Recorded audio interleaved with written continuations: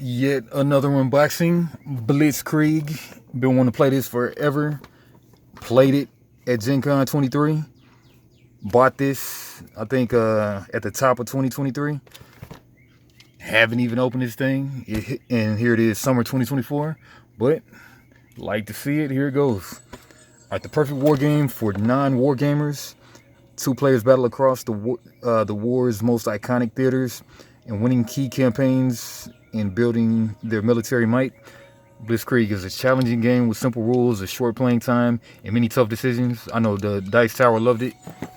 And yep, they got the Seal of Excellence. This guy came out in 2019 by Paulo Mori. Made one of my favorite games, Ethnos. And rather than fighting battles with dice or cards, players allocate their military resources with chits in a tug of war across the board.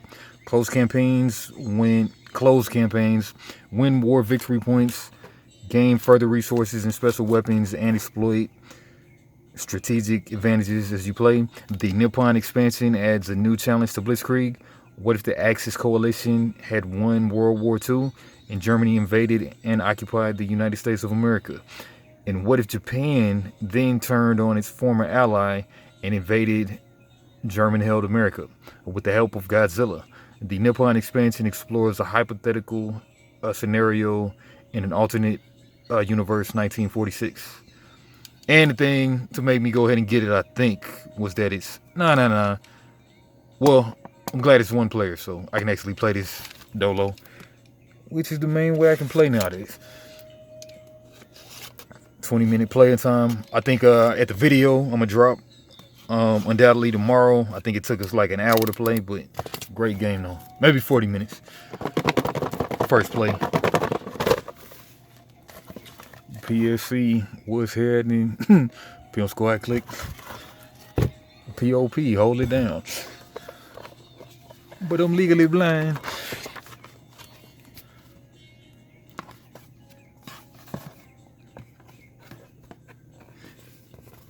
Okay, two sides. Sure, this is the tough side. No, Nippon expansion. Definitely need to get this played. Boston, Chi-Town, Mini, Seattle, LA, San Jose, Salt Lake City, New York, Washington. And then on this side, Western Europe. I think I played on this side. Eastern Europe, Pacific Ocean, Africa, Middle East, Southeast Asia.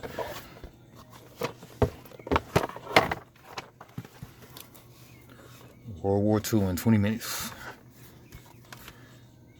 Blitzkrieg solo rules. Yeah, that's what I need to read. Sweet war game chits.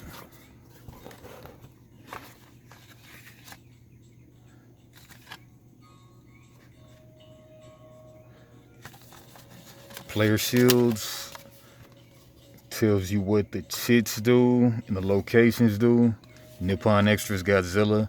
Generals and admirals ignore Godzilla.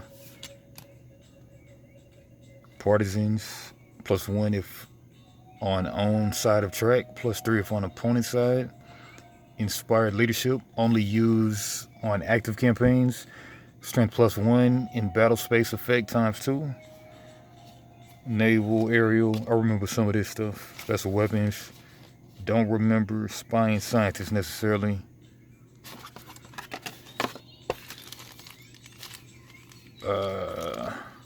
Some kind of cubes. Nice chit bags. Red, nice die. Regular rules, but we'll take this opportunity to go ahead and read the solo rules. Alright, 1 6-sided dice, 8 stratagem tokens. Which one is the other 8? Okay, solo play tokens. They're red. They could have put red. You will also need a cup to hold stratagem tokens for the AI bot. A cup. Alright, setup. You play as the allied player, and there is no need to use the player screens. Draw 3 units for yourself as normal. Draw 5 units for the AI bot face up and place them in a random order in a row. Place all stratagem tokens except steamroll in the cup. Then choose a difficulty level and do the following depending on which level you chose. A number of times roll the d6 to pick a region Western Europe, Pacific Ocean, Eastern Europe, Africa, and Middle East, and Southeast Asia. 6 your choice. And advance the respective tracks a certain number of times in the AI bot's favor. Easy. Do this 3 times. Advance the respective tracks 1 space each. Medium. Yeah, so you're battling tug of war with these spaces. I think if you have the dominance, you get to put a chip maybe and get the benefit or something like that. And then if you ever have 3 regions or something on lock, you win or something like that. But yeah, easy. Medium, do this 3 times, advance the respective tracks 2 spaces. Hard, do this 4 times, advance the respective tracks 2 spaces each. If you roll the same region more than once, advance the track again. On the AI bot's turn, draw a stratagem, then discard the previous stratagem back into the cup. This can be skipped on your first learning game. Note, on the first turn, this means putting the steamroll back in the cup. Perform the AI bot's procedure to determine which unit to place where. This may be modified by the stratagem. Draw 1 unit for the AI bot and place it at the end of the row of units, sliding any units forward to fill the gaps. Greatest change. Some of the following rules refer to greatest change. Here are some possible changes in decreasing priority order. The procedure, selecting a theater. Okay, evaluating each step of the procedure until a single theater's single position is selected and a single unit is determined to place theater there. Selecting a theater. Is there a theater it can close and win by a single placement in that theater? Select that. Is there a campaign it can close and win by a single placement in that theater? Select that. Ignore any campaign where it can't legally place it, one of its units. And selecting a position. Is there a specific position that will close and win that theater campaign? Select that. Ignore any positions where it can't legally place one of its units. Selecting a unit. Place from the legally placeable units for the chosen position. Okay, yeah, so you got these units. You got planes, ships, tanks, Godzilla, spy, scientist, partisan. Note on effects: AI bot plays on industrial production space. Stratagem tokens, big guns. Once you're comfortable executing the basic procedure, start playing with the stratagem tokens to make the AI bot more unpredictable. Big guns, unit filler. Ignore non-special weapon units if any weapon units are present, but otherwise ignore units that can't use the greatest change. Theater filter, choose theaters where the player's in the lead. Unit filter, ignore units that can't cause the greatest change. And economic warfare, theater filler, prioritize theaters with industrial production and bombing spaces. Okay, what's greatest change again? Okay, greatest change. Some of the following rules refer to greatest change. Here are the possible changes in decreasing priority order. One that turns a player lead over to a theater into an AI bot lead. One that turns a tie over a theater into the AI bot lead. One that turns a player lead over to the theater into a tie. One that increases a more extreme AI bot lead. One that decreases a more extreme player lead. Every other change that can't lead to the player winning the campaign theater. Every other change. Greatest change. Okay, that's what that means. Rapid deployment, choose the leftmost valid unit. Secure theater filler, choose theaters where the AI bot is in the lead. Steamroll, perform the same stratagem and leads as last turn. Increasing difficulty, once you're more comfortable beating the AI bot every time, you can increase the challenge by giving extra victory points to the AI bot at the game start, giving extra progress. All right, that's something like the solo, and then let's kind of look at the regular rules real quick.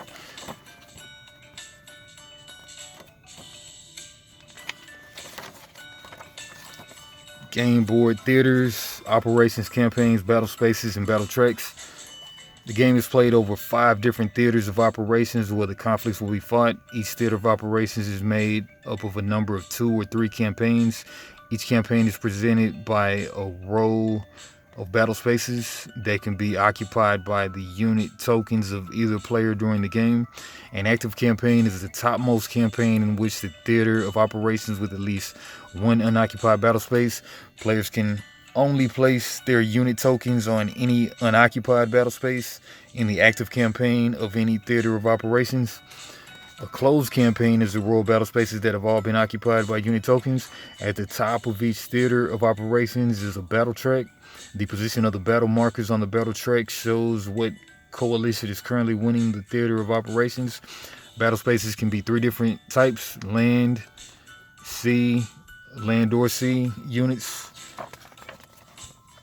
Unit tokens or armies can be placed on land battle spaces and land/sea battle spaces. Navies can be placed on sea. Air forces can be placed on any type of battle space. Blitz air forces can be placed on any battle space. And after placing a Blitz air force, you can immediately place another unit token from your reserve to an eligible battle space in the same theater of operations. Note, even if you played more than 1 unit token, you'll get to draw only 1 unit in the draw phase of the next turn. The general is that's considered an army, and advance 1 space on the battle track for each army and air force you have already deployed in the theater. An admiral is considered a navy. Advance 1 spot on the battle track for each navy and air force you've already deployed in the theater of operations, including the admiral, but ignore special weapons. So get all the way to the track. I think you win that theater off the top, I think. Special weapons tokens, they do blah, blah, blah. Setting up the game, playing the game. Place a unit token from your reserve on a free battle space. Carry out the effect shown on the battle space you've just occupied. Move the battle marker toward your end of the corresponding battle track equal to the value of the token you just played. Draw a new unit token from your bag and place it in your reserve. Axis player first, axis of evil, first turn player. Move the battle marker. Closing and winning a campaign. A campaign is closed if you occupy the last battle space of the campaign, the final vacant battle space in a row with your unit token. Closing a theater operation. Score the victory points for each campaign you have closed this way, and the additional victory points indicated on the battle track once. Okay, I think that's VP right there for winning the campaign. Draw a new unit token, reserve size, winning the war. A player has 25 or more victory points at the end of their turn.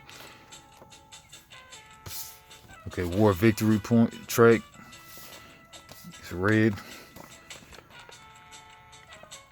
If the Axis player reaches 25 war victory points and the allied player gets 1 final turn, and the player with the most VP is the winner. If the allied player wins 25, they're the winner of the game. If both players are tied at 25 at the beginning of their turn, a player can't place any units.